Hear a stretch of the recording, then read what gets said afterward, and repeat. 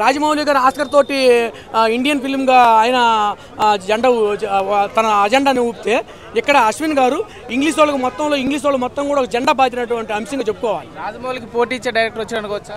రాజమౌళి గారు ఆయన జోనర్ వేరు, ఈయన జోనర్ వేరు. రాజమౌళి గారు ఏంటంటే ఒక వార్డులో వన్ లైన్లో తీసుకెళ్లిపోయాడు త్రిబుల్ అనేది కానీ బాహుబలి అనేది కూడా. ఇక్కడ ఏంటంటే థియేటర్లో విభిన్నటువంటి అంశాలను తీసుకొచ్చాడు.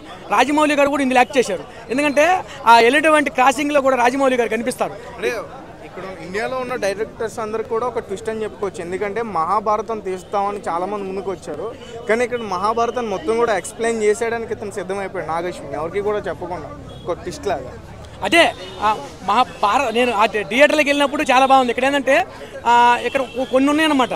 యుగాల్ని కాలాల్ని మూటిని ఇమిడియేట్ చేసించారు. యుగాలంటే ఏంటి, కాలాలంటే కూడా చెప్పారు. అది నేను అంటుంది.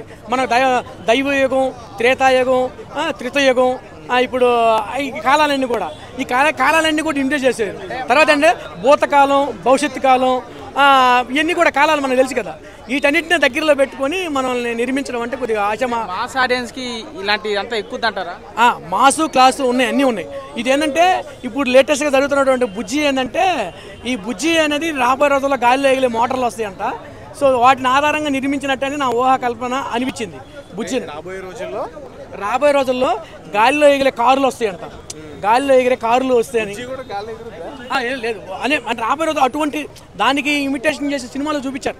బుజ్జి అని గాలిలో ఎగురుతుంది, ఆ బుజ్జి గాలిలో ఎగిరే మోటార్ వాహనం అని చూపించారు. సో దానికి ఈక్వల్గా ఉందని ఒక అనిపించింది. సో రాబోయే రోజుల్లో దానికైతే అది మాత్రం ఊహాకల్పన. ప్రభాస్ సెట్ అయ్యాడా కల్కిలాగా?